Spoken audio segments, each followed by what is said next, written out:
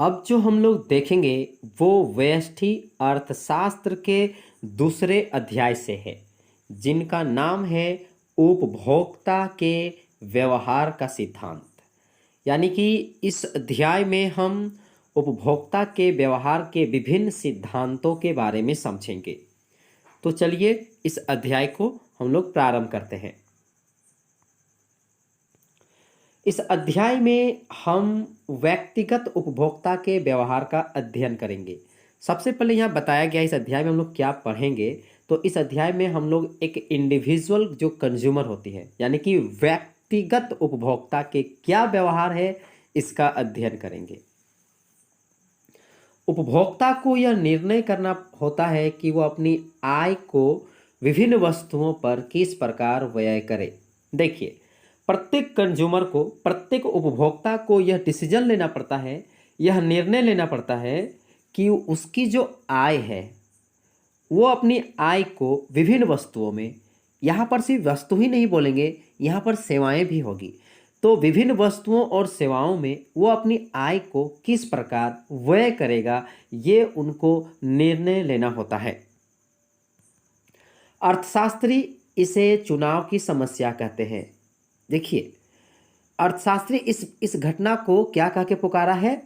इसे चुनाव की समस्या कहा है कि उपभोक्ता कि किस प्रकार वो निर्णय ले कि अपनी आय का वो विभिन्न वस्तुओं और सेवाओं में किस प्रकार खर्च करे। तो अर्थशास्त्री इसे क्या कहा है? चुनाव की समस्या। अतः स्वाभाविक रूप से कोई भी उपभोक्ता वस्तुओं के ऐसे संयोजन को प्राप्त करना चाहेगा जो उसे अधिकतम संतोष प्रदान करता है। जी हाँ, यहाँ हम बोलेंगे हर ये उपभोक्ता ये चाहेगा कि वो ऐसे संयोजन को प्राप्त करे, विभिन्न वस्तुओं के सेवाओं का एक ऐसा कॉम्बिनेशन प्राप्त करे जहाँ से उसे अधिकतम संतुष्टि उसे प्राप्त हो सके। वो ऐसे कॉम्बिनेशन को, ऐसे संयोजन को प्राप्त करना चाहेगा वस्तुओं और सेवाओं का। तो रही बात यह सर्वोत्तम संयोग क्या होगा, तब क्या होगा? वो मैक्सिमम कॉम्बिनेशन जिससे उसे ज़्यादा से ज़्यादा उसे संतोष प्रदान हो सके।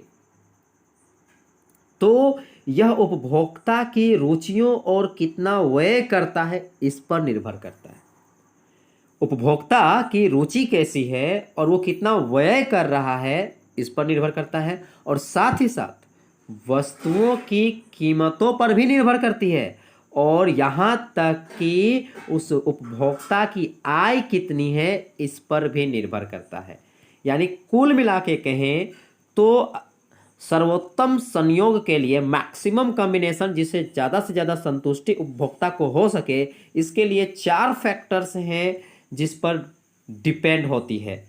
एक तो है उपभोक्ता की रुचि, दूसरी है वो कितना व्यय कर रहा है उसके पीछे, फिर आगे है वस्तुओं की कीमत कैसी है, और उस उपभोक्ता की आय कितनी है। इन सभी चीज़ें निर्भर करती है कि सर्वोत्तम संयोग कैसी होगी। यह अध्याय जो है उपभोक्ता व्यवहार को समझाने वाले 2 भिन्न सिद्धांतों को प्रस्तुत करता है। मतलब इस अध्याय में हम लोग उपभोक्ता के व्यवहार को जानेंगे, और वो व्यवहार 2 सिद्धांतों पर, 2 भिन्न सिद्धांतों के आधार पर समझेंगे, जो इस पुस्तक में, इस अध्याय में हमें प्रस्तुत किया गया है। 2 भिन्न सिद्धांत जो किसके बारे में बताता है? उपभोक्ता के व्यवहार के बारे में। अध्याय में हम आगे बढ़ते हैं और समझते हैं प्रारंभिक संकेतन तथा अभिग्रह। यहाँ अभिग्रह से अभिप्राय है एक ऐसे विचार, ऐसे अभिधारणा जिसे मानना होता है। तो देखिए, उपभोक्ता सामान्य रूप से बहुत सी वस्तुओं का उपभोग करता है, परंतु सरलीकरण के लिए हम उपभोक्ता की चयन समस्या पर ऐसी स्थिति में विचार करेंगे जहां केवल 2 ही वस्तुएं। देखिए, हम सभी ये जानते हैं कि कोई भी उपभोक्ता होता है तो सामान्य रूप से बहुत सी वस्तुओं का वो उपभोग करता है, परंतु सरलीकरण के लिए, सुविधा के लिए हम उपभोक्ता की चयन समस्या पर केवल ऐसी स्थिति पर विचार करते हैं जहां केवल मात्र 2 ही वस्तुएं हैं। जहां सिर्फ कितनी वस्तुएं हैं? मात्र 2 वस्तुएं हैं। हम सरलीकरण के लिए ले रहे हैं। हम इन दोनों वस्तुओं को केला तथा आम कहेंगे। हम यहाँ दोनों वस्तुओं को क्या कहेंगे? केला तथा आम कहेंगे। दोनों वस्तुओं की मात्राओं की कोई भी सम्मिलित राशि को उपभोक्ता बंडल अथवा संक्षेप में बंडल कहेंगे। देखिए यहाँ पर दो राशियां मतलब जो है, एक तो है मेरा केला और दूसरा है आम। इनकी मात्राओं का कई समूह हो सकती है। केला और आम के सम्मिलित अगर हम लें तो मात्राओं का कई समूह हो सकती है, तो उन समूहों को हम क्या कहेंगे? उपभोक्ता बंडल या संक्षेप में बंडल कहेंगे।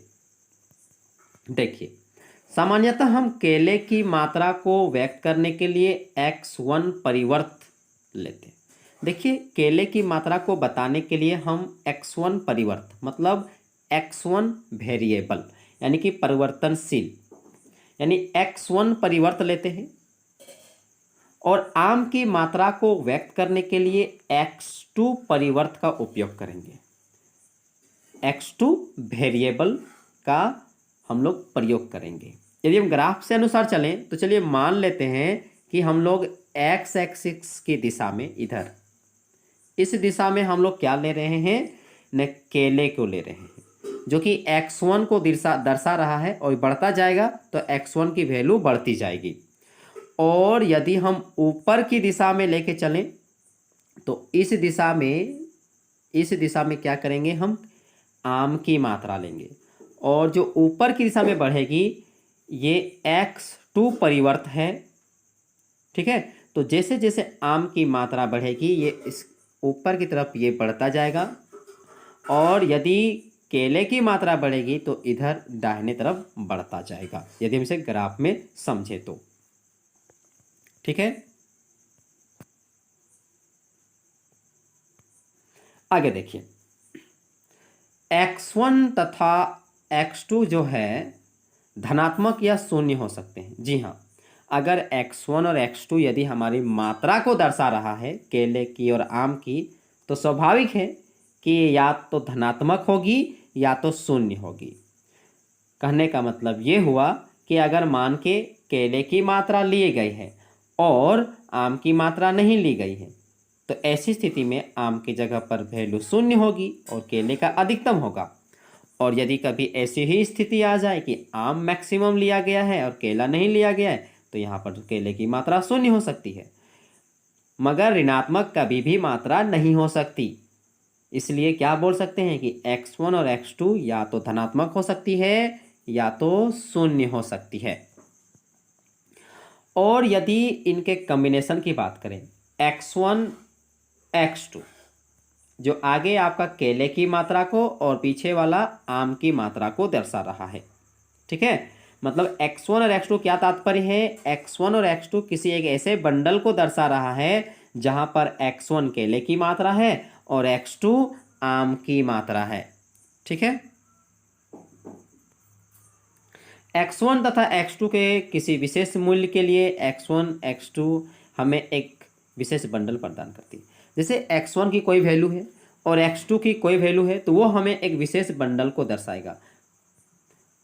फिर से देखिए, समझने की कोशिश करते हैं कि x1 तथा x2 किसी विशेष मूल्य के लिए, किसी विशेष बंडल के लिए, समूह के लिए बात करेंगे, तो x1 और x2 क्या बता रहा है?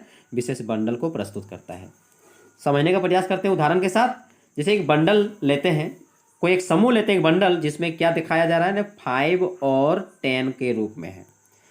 एक ऐसे बंडल जिसमें कितना है ना, 5 10। तो इसका मतलब ये हुआ कि ये बंडल हमें ये बताना चाह रहा है कि केले की 5 इकाई है और आम की 10 इकाई है। उसी प्रकार यदि हम 10 और 5 की बंडल लेते तो हम यहाँ कहते हैं कि 10 जो है वो केले की इकाई है और 5 आम की इकाई है।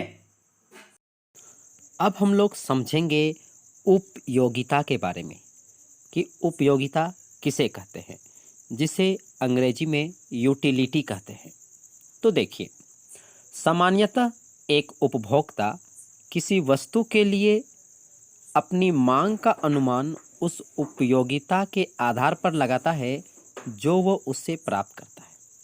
देखिए, यह देखा गया है कि एक उपभोक्ता जो होता है किसी भी वस्तु की जो मांग करता है और वो अपनी मांग का जो अनुमान लगाता है उस वस्तु के उपयोगिता के आधार पर लगाता है, जिससे कि वो उससे प्राप्त करता है। ठीक है, यानी कि अगर कोई उपभोक्ता किसी वस्तु को बहुत ज़्यादा उपयोग करता है, उससे उसकी संतुष्टि मिलती है, तो उसकी मांग अधिक करेगा। और यदि उसकी उपयोगिता कम है किसी उपभोक्ता का, तो स्वाभाविक है कि वो उसकी मांग कम करेगा। तो यहाँ पर कह सकते हैं उपभोक्ता जो होता है वस्तु की जो मांग करता है, वस्तु के लिए जो उपभोक्ता की जो मांग होती है एक्चुअली क्या होता है न, उस वस्तु की उपयोगिता के आधार पर करता है जिससे वो प्राप्त करता है। तो रही बात कि यहाँ पर उपयोगिता क्या है। ठीक है, तो देखिए, एक वस्तु की उपयोगिता उसकी किसी आवश्यकता को संतुष्टि करने की क्षमता है। देखिए, यहाँ पर बोल सकते हैं कि उपयोगिता के बारे में कि एक वस्तु की जो उपयोगिता होती है वो किसी आवश्यकता को संतुष्ट करने की क्षमता होती है। मतलब आवश्यकता को पूरा करने की, संतुष्ट करने की क्षमता ही क्या कहलाती है, उस वस्तु की उपयोगिता कहलाती है। वस्तु की जितनी ज़्यादा आवश्यकता होगी, या बोल सकते हैं वस्तु की जितनी ज़्यादा आवश्यकता होती है अथवा उसको प्राप्त करने की जितना ज़्यादा इच्छा होती है, तब कह सकते हैं उस वस्तु की उतनी ज़्यादा उपयोगिता प्राप्त होती है। पुनः फिर से दोहराना चाहेंगे, अगर किसी वस्तु की जितनी ज़्यादा आवश्यकता होती है या उसे प्राप्त करने की जितनी ज़्यादा इच्छा होती है, तो कह सकते हैं कि वस्तु की उतनी ही अधिक उपयोगिता प्राप्त होगी। उदाहरण के साथ समझते हैं। एक व्यक्ति को चॉकलेट पसंद करता है। एक व्यक्ति जो है जो चॉकलेट पसंद करता है, तो उसे एक चॉकलेट से अधिक उपयोगिता प्राप्त होगी। सीधी बात है कि अगर एक व्यक्ति को चॉकलेट पसंद है तो चॉकलेट से उसकी उपयोगिता प्राप्त होती है, यानी उसकी संतुष्टि प्राप्त होती है। यहाँ देखिए, उस व्यक्ति को किसी वस्तु से मिलने वाली उपयोगिता, अगर किसी व्यक्ति को किसी वस्तु से उपयोगिता प्राप्त होती है तो स्थान और समय के साथ ये उपयोगिता बदल भी सकता है। ऐसा नहीं कि उसको सदैव वही उपयोगिता बनी रहे। स्थान के साथ और समय के साथ एक व्यक्ति की जो उपयोगिता होती है किसी वस्तु से, वो बदलती जाती है। जैसे कि अगर हम बात करें, एक रूम हीटर से मिलने वाली जो उपयोगिता होती है इस बात पर निर्भर करता है कि वो व्यक्ति लद्दाख में रह रहा है कि चेन्नई में। देखिए, अगर लद्दाख में रहता है तो रूम हीटर की उपयोगिता अधिक होगा, और यदि वो चेन्नई में रहता है तो रूम हीटर की उपयोगिता कम होगा। देखिए, वही व्यक्ति है, उपयोगिता देखिए, रूम हीटर की उपयोगिता देखिए, अगर वो व्यक्ति लद्दाख में रहता है तो रूम हीटर की उपयोगिता ज़्यादा होगी, मगर अगर वो चेन्नई में रहता है तो देखिए रूम हीटर की उपयोगिता उसके लिए कम होगी। साथ ही साथ वही व्यक्ति के लिए गर्मी और ठंडे के मौसम में रूम हीटर की उपयोगिता भिन्न भिन्न हो सकती है। तो यहाँ देखिए, स्थान का भी असर पड़ा उपयोगिता में, और साथ ही साथ समय का भी। तो यहाँ इसीलिए यहाँ बताया जा रहा है कि एक व्यक्ति को किसी वस्तु से मिलने वाली जो उपयोगिता होती है वो स्थान और समय के साथ बदल भी सकता है।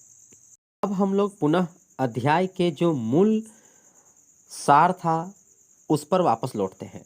तो अध्याय का मूल विचार क्या था? उपभोक्ता के सिद्धांतों को समझना, उपभोक्ता के व्यवहार के सिद्धांत को समझना। और इस अध्याय में क्या बोला गया था कि हम उनके सिद्धांत को दो भिन्न सिद्धांतों के आधार पर देखेंगे, उनके व्यवहारों को दो सिद्धांतों के आधार पर देखेंगे। तो आइए अब हम लोग उसके पहले सिद्धांत पर बात करते हैं।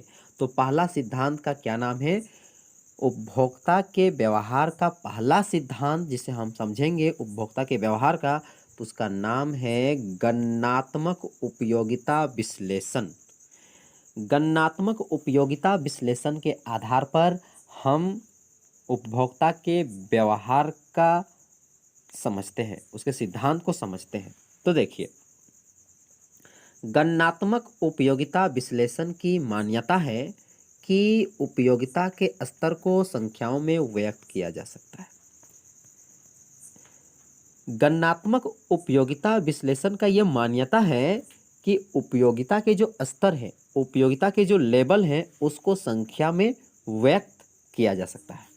उदाहरण के लिए, एक कमीज से प्राप्त उपयोगिता को माप सकते हैं। एक कमीज से जो हमें उपयोगिता प्राप्त होती है उसको मेजर की जा सकती है, उसे मापा जा सकता है। और अगर यदि हम कहें कि कमीज हमें यानी कमीज मुझे 50 इकाई उपयोगिता प्रदान करती है, तो देखिए मेजर हो गया कि एक कमीज हमें कितनी उपयोगिता दे रही है न 50 इकाई। आगे चर्चा करने से पूर्व यह उपयोगी होगा कि हम उपयोगिता के दो महत्वपूर्ण मापों को समझें। कि हम आगे और इसके बारे में और चर्चा करें, इससे पहले हमें ये ज़रूरी हो जाता है कि उपयोगिता के दो महत्वपूर्ण माप क्या होती हैं उसे समझें।